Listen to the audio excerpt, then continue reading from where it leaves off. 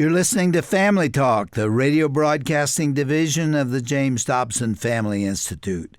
I am that James Dobson, and I'm so pleased that you've joined us today.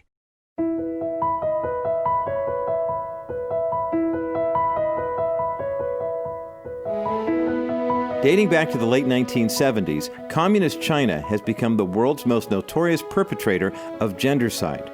Gendercide is the practice of forcing a family to abort a child who is born of the quote-unquote wrong gender, in this case, meaning a girl. As a result, the precious lives of over 400 million babies have been snuffed out due to the one and then two child policies that China has put in place. Today here on Family Talk, on a special edition of the program, we're going to continue talking about these senseless murders through part 2 of Dr. Tim Clinton's conversation with Reggie Littlejohn. Reggie Littlejohn is the founder of an organization called Women's Rights Without Frontiers. And on yesterday's broadcast, she described how China forces many women to abort an expected girl or a third child because of their laws.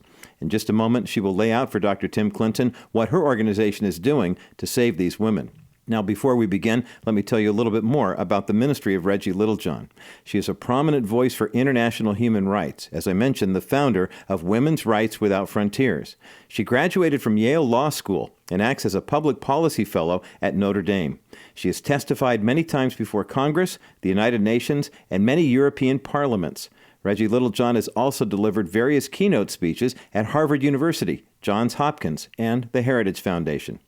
As was the case with yesterday's program, the broadcast you're about to hear is intended for mature audiences.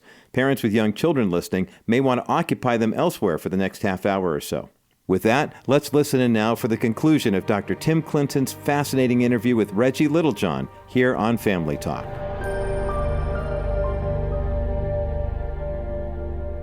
Reggie, great to have you back on Family Talk. What a fascinating program we had yesterday.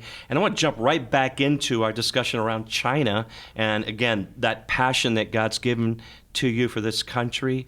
Reggie, let's get started with the ministry that you are leading. And some would say, listen, discussions about China, it's fascinating. I can't believe that's happening over there, but it's over there. But God is at work. We left our listeners with that theme in our last broadcast. And I want you to tell a little bit about how the needle is getting moved. What specific things are being done that you're seeing that really encourage your heart, that says, listen, we need an army, a battalion of people to step into this moment with us. And let's make a difference in China and around the globe. Well, the needle is being moved in a couple of ways. One is, as I mentioned yesterday, when China moved from a one-child policy to a two-child policy, they cited two reasons. One is demographics, and the other was international pressure. And since I have been, dedicating my life to creating international pressure on this, I felt wonderful about moving the needle through that pressure. The second way the needle is moving is in our Save a Girl campaign. We are finding it, we are literally saving, and I'll tell you how we do it, but we're literally saving the lives of baby girls from sex-selective abortion and abandonment, as well as girls who are so impoverished that they're at risk. But in terms of the sex-selective abortion and abandonment, it's getting harder to find girls in our area because we have moved the needle in the culture simply by supporting these girls. And I'd be happy to tell you exactly how we do that. I'd love to hear that because, I read recently the 3 most dangerous words in the world. It's a girl. Right. It's a girl. That's a film that I was in. I served as one of the experts on the one-child policy in that film.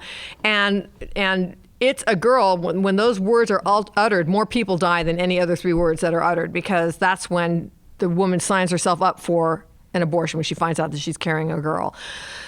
So the way that we work is that we are the only organization in the world that has an actual network inside of China, in a rural area in China. I can't say where it is because we don't want the Chinese authorities to come and shut us down, right? So we can't say where it is, but we can tell you that we are in rural China. And through our network, we will find out if a woman who has gone to a local clinic or a hospital and has gotten an ultrasound and sees that she is pregnant with a girl and then scheduled herself for an abortion, or if we hear through the grapevine that of our network that a woman is being pressured by her family to have to have an abortion because she's carrying a girl, or to give up her daughter once she's born. And we will actually go to her door. And this is not Americans going to the door. Okay, these are Chinese nationals, people who are local to that area, which is how we're able to fly under the radar screen of the Chinese government. Sure. I mean, if I went over there, we would immediately... They'd be shipping you out or locking you up. Right, and the entire network would be exposed. Yeah. So these are people who are local people, will go to the door of a woman who we know is pregnant with a girl who's being pressured by her family to abort or abandon her daughter, and we will say, congratulations on your baby girl. Girls are as good as boys, and we will give you a monthly stipend for a year to empower you to keep your daughter. Really? Yes, and we were able to do that. So I'm able to get money into China every month, and I'm not going to say how, okay? But I'm able to get money into China every month and get it to these women. So we have a very high success rate, and what this does is number one, it's the first time that these rural Chinese women have ever heard the message that girls are as good as boys. That's not a message that you hear in rural China. It's almost stunning to me. I mean, yeah. But I can see it. And then secondly, the funds, the $25 a month for a year, and a lot of times it lasts more than a year, is enough for her to be able to, that's some decent money in rural China. That's enough for her to go to her husband and to her in-laws and say, look, I can't abort, I can't abandon this baby girl. She's a lucky girl. Look, she's already bringing money into the family. So we use almost like the superstition around luck to combat son preference, and we have saved hundreds of baby girls this way. Saving babies. All of our efforts are worthwhile if we save one, and we've saved hundreds. What an amazing ministry. You guys are also involved in saving widows. Yes. So the same network that is saving babies, I was reading and thinking about these widows, and I said, do we have abandoned widows in our area? And the field worker said, yes, many, many, many. So this is the situation with the widows that nobody thinks about. Widows, I call the invisible victims of the one-child policy. In the past, in this rural area, these farming areas, a couple would have a lot of kids and grandkids, and then when they got old, this extended family would take care of them. And now under the one-child policy, they don't have an extended family to take care of them. And their husband has died, and a lot of times he has died by an expensive illness like cancer or heart disease. So the widow is left with no support because her husband has died, and also she's left with a mountain of medical bills, so she's completely destitute and she is completely abandoned. Now, China has the highest female suicide rate of any country in the world. According to one UN estimate, or I think it was a World Bank estimate, there's like 590 women a day end their lives in China. In the Chinese countryside, 3 times the number of women as men end their lives. Really? The senior suicide rate in China has skyrocketed 500% in the last 20 years in conjunction with the one-child policy, because these seniors, they're just left destitute. They don't have the extended family to support them like they used to.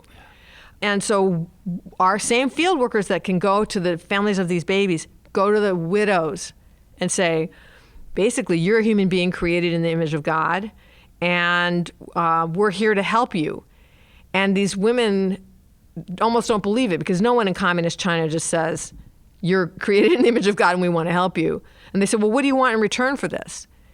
And we say, what we want in return is we want you to know that you're loved, and we want you to be able to eat every day. So a lot of these people are coming to faith. Our network in China are very serious Christians, and unlike the Chinese government that's trying to stamp down people's faith, we don't put any restrictions on what they say to people. And like at Christmas, we give everybody the Chinese equivalent of $10 extra as a Christmas gift, and also as an Easter gift. And our network goes and says, here's a Christmas gift of an extra, however many yuan. And then the widows or the mothers will say, well, what's Christmas? Then they get to explain the Christmas story. Yeah. Same thing at Easter. What's Easter? They get to explain the resurrection of our Lord. And a lot of these women are coming to faith because we have authority to talk to them, because we're not just going in there and just evangelizing. We're saving them. Yeah. And they understand that this is coming out of a faith perspective. Do you mind talking about the underground church? Is it alive and well and strong? And you hear all kinds of stories, but what have you seen? Well, there's the underground Protestant church and there's the underground Catholic church. Both of them are heavily persecuted. So the Chinese government is persecuting all religions, and what Xi Jinping, who's like a dictator who's made himself king or emperor, he has gotten rid of term limits. So he's basically dictator for life. And he is doing something called the Sinicization of religions. In other words, turning all religions to be Chinese. What does that mean? In both the Catholic Church and in the Protestant Church, there are instances of crosses being torn down, of churches being torn down, of 10 commandments being ripped off the wall and being replaced by Xi Jinping thought, of religious images being taken down, like image of Jesus, an image of Mary, being taken down and replaced by an image of Xi Jinping and an image of Chairman Mao. And there are reports of surveillance cameras in the churches. So in terms of the Catholic Church, which is a special concern of mine because I'm Catholic, there was a deal between the Vatican and the Chinese government that came through in October of 2018 that was supposed to be about unifying the churches. And what it has done is it has resulted in the great persecution of Catholics in China, including ripping down shrines, Catholic shrines, ripping down churches, jailing pastors, etc. And one of the biggest problems about this deal is that it's secret, so that the Chinese government has been telling the Christians, your own Pope has said that that this is okay, and they use the secrecy of the deal to really persecute the Catholics in China, and it's getting worse and worse. Persecution of believers has always been, they say, the seed of the church, meaning That's right. When persecution begins to soar, faith seems to go deeper. That's you know right. that? And so I just wonder about the work of God in this hour and how we need to pray earnestly. We need people showing up on the front lines, being encouragement to them in this moment. Right. So yeah, the blood of the martyrs is the seed of the church, Yes. and this is one of the hallmarks of Christianity, is that the harder people are persecuted, the more faith spreads. And goes deeper. Yes, and it goes way deeper because it's costly. It's not cheap grace like Bonhoeffer wrote about. It's costly faith. I believe that we need to pray hard for the Christians in China, both Protestant and Catholic. And I believe that when they come through this intense time of persecution, that they are going to be some of the strongest Christians in the world because they have had to stand firm in their faith despite terrible persecution.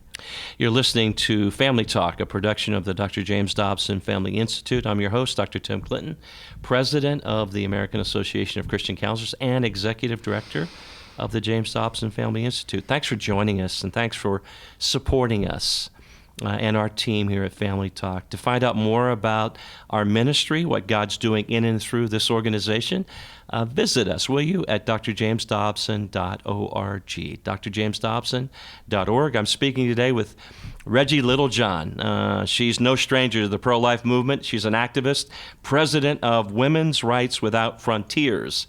And we've got an amazing story going on. It's about her passion and love for China. And by the way, not just a love, it's a love that's engaged and is making a difference. She's showing up. They're saving babies. They're encouraging people in the faith. And they're seeing things happen in China. And we need to be concerned and we need to care about the world.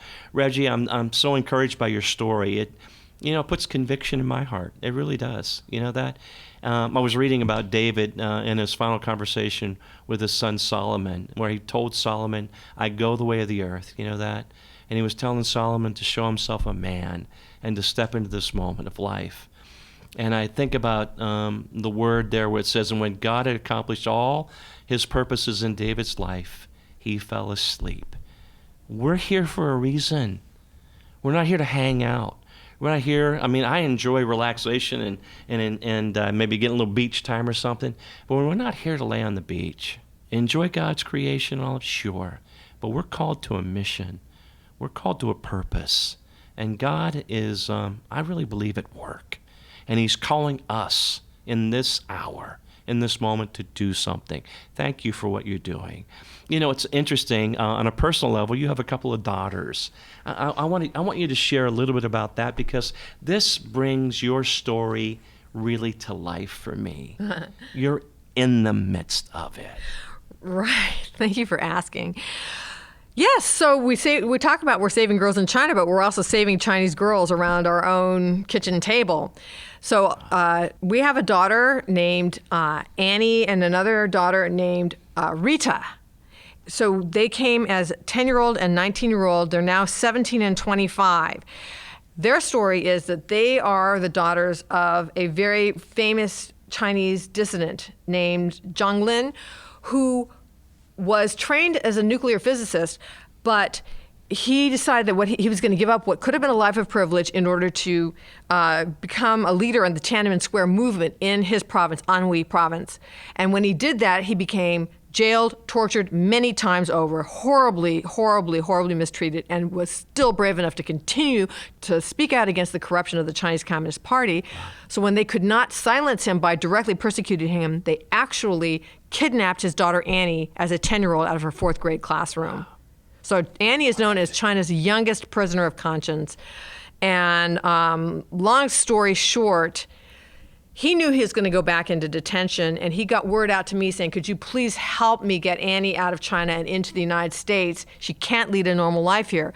So a number of extremely brave people helped Annie and her older sister Lily get out of China, and I worked with people in the United States to help get them status here, and we got them here in 2012. And Lily is now 25. She's just the most successful person, and I'm more than happy. Lily, she calls herself Rita now. She just changed her name. She wants, but anyway, she's an extremely successful person. And Annie just turned 17, and actually has played piano in Carnegie Hall. Another extremely successful person. Annie was almost a victim of forced abortion because she was her father's second child, and her father and her mother had to fight for her life that she would not be forcibly aborted. So she, to me, and her older sister are just beautiful living examples of the love and the beauty and the magnificence of the baby girls that are being lost in China to sex-selective abortion. Wow. You have a lot going on. Those listening are probably saying, hey, well, I'm a stay-at-home mom. I drive a truck. I'm a professor, whatever. How can we step into this moment? What can people of faith do? And I know you try to encourage people to get involved. Activism is important. I'm going to ask you about what can we do on a personal level, and then maybe at a policy level or whatever. I mean, are there two spheres, I guess, maybe we could move in that we could be facilitative and supportive of the work that you're doing and the work that's going on in China? Well, number one is pray. And the number one prayer is that God will continue to hide our network under the shadow of his wing. Yeah. People say, what kind of encounters with the authorities have you had? We haven't had any encounters with the authorities. Thank you, Jesus. So please, like anybody listening right now, just shoot up a prayer right now. God, continue to hide that network under the shadow of your wings. I was going to just interject, as a boy, we used to drive to school on the school bus, and my dad was a pastor, and to supplement our income, Reggie, he would drive a secondary school bus, pick up kids in the rural country roads and bring them out to the hard roads where the big yellow bus would pick them up, okay? And there was a place where when I was on the yellow bus, I got on early, we would drive by where my dad's last bus stop was, and we would see him, usually with his Bible open and his steering wheel, and he would spend time there meditating. And I remember asking my dad, I said, Dad, what do you do there? And he said, Tim, usually what I do is I pray for all of you kids. That's what I do. And my dad, throughout his life, was a real man of prayer. One of the things I missed most about him was him praying for me every day. He'd pick up the phone and call me. And when you talk about praying, to me, it's personal at that level because prayer does matter. It really moves it moves the needle. And the older I get, it's like the more I pray. It's like Luther. I mean, it's so significant. And I don't want it to be trite here today. We need to be praying about your work. We need to be praying about God's work in China and around the globe. We will pray. What else can we do? Okay, so my website, I wish I had named it something shorter, but my website is womensrightswithoutfrontiers.org. Womensrightswithoutfrontiers.org. You can go on my website. You can sign the petition against forced abortion in China. Okay, that's something that the U.S. government needs to up the pressure on the Chinese government to end that. And then you can also directly support our work. Because we're saving babies. Right. That's what we're talking about here. Right. We're saving babies. Right. You're saving babies. Right. And then the second thing is, if you want to actually help save a baby, as soon as you get on my website, to the right, there's two buttons. It's called Save a Girl, Save a Widow. If you press on Save a Girl, you will see our page about the Save a Girl campaign. You can support that if you want. It's the only way that you can actually get resources into the hands of a woman to help her save her daughter, or save a widow. You can donate there, and that's the only way that you can actually get funds into the hands of a suffering widow so that she can eat, or she can heat her little tiny room, or whatever else she needs on a desperate basis. Those are things that you can do. Saving babies, saving widows. Yeah. What an amazing ministry. Let me give you kind of the final word, Reggie. I want to pass it back to you. And I want this to become very personal for all of us. I go back to where we started on our very first broadcast. Here's a 16-year-old wrestling, and I'm an atheist, but God was working. And people can feel the tug of the Holy Spirit in their life. People are feeling an urgency to make their life count, their voice count. And we're in a moment, and we're in a movement, by the way, where we're trying to give a voice to the voiceless and more. Let me give that to you. Speak to us. What wakes you up in the middle of the night, and what do you want to say to people in this hour? I guess something I would like to say to people in this hour is, like Mother Teresa said, we are not called to be successful. We're called to be faithful and to listen to God and what God is asking you to do. And another thing that Mother Teresa said was, it doesn't matter what you accomplish. It matters how much love you put into what you accomplish. And another thing she said is that if she had known that what God was doing was starting this enormous international order, she would never have had the courage to even take the first step. Her first step was to pick up a dying man off the street. And so what I would say to each person is, every one of us, as you have said, has a call on our lives. We are here for a purpose. And everybody needs to be doing something. It's not enough to say, oh my gosh, there's so much going on in the world. What can I do? I'm not going to do anything. I can't go to China. Whatever. Well, I can't go to China either. Guess what? If I went there, I'd be detained immediately. And yet I'm doing a lot of stuff that's relevant to China, that's helping China. But I'm just saying, say a prayer right now, like I said. Say, God, break my heart for whatever breaks your heart. And be open to that.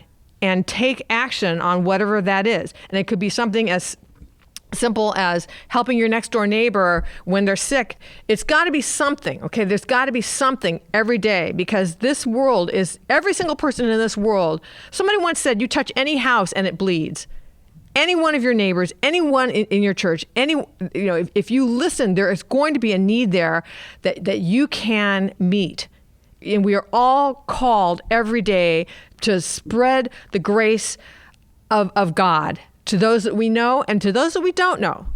So you don't forget the people in China, because these truly are the voiceless, because they can't say anything. If they say anything, they'll be detained. And because we know what's going on, and because we have freedom of speech, I feel morally responsible that I have to say something, because they can't. Yeah. Truly a voice for the voiceless.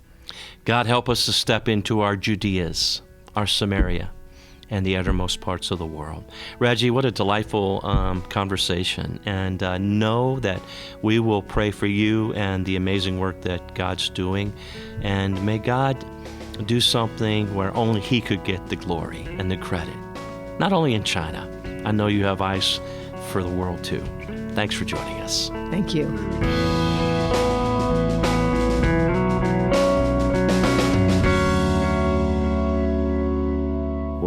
With that, we conclude a very enlightening conversation about the horrors of the two-child policy that is destroying the people of China.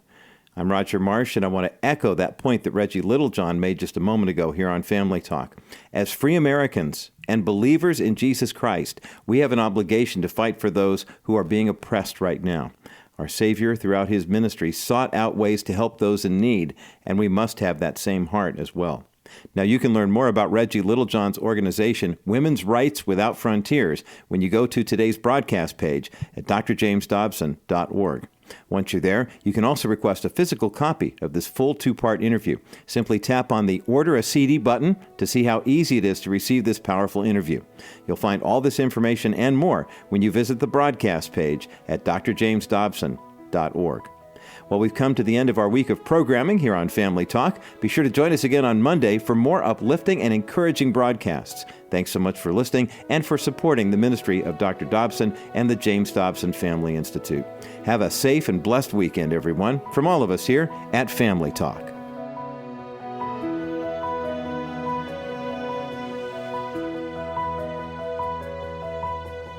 This has been a presentation of the Dr. James Dobson Family Institute.